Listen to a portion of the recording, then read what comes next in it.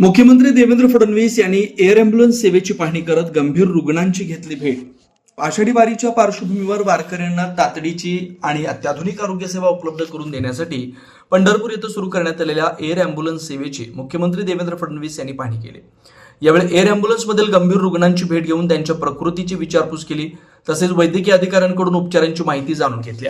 आषाढी वारी दरम्यान आपत्कालीन परिस्थितीत गंभीर रुग्णांना तातडीने उच्चस्तरीय उपचारासाठी स्थलांतरित करता यावं यासाठी जेटसर्व एव्हिएशन, एअर रेस्क्यूअर्स अँब्युलन्स आणि विश्वराज एव्हिएशन महाराष्ट्र यांच्या संयुक्त विद्यमाने ही अत्याधुनिक एअर अँब्युलन्स सेवा सुरू करण्यात आली आहे।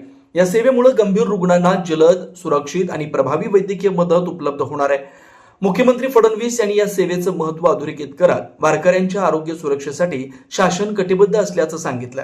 त्यांनी संबंधित अधिकाऱ्यांना आवश्यक त्या सर्व सुविधा तत्परतेने उपलब्ध करून देण्याच्या सूचनाही दिल्यात।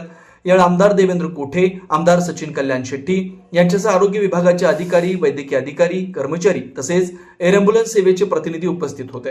मुख्यमंत्री यांनी वैद्यकीय पथकाच्या कार्याचं कौतुक करत वारकऱ्यांना दर्जेदार आरोग्य सेवा देण्यासाठी सर्वांनी समन्वयाने काम करण्याचं आवाहन केलंय। पर्यावरणपूरक, आकर्षक आणि अत्याधुनिक डिझाईनची सायकल आता फक्त ₹2800 मध्ये।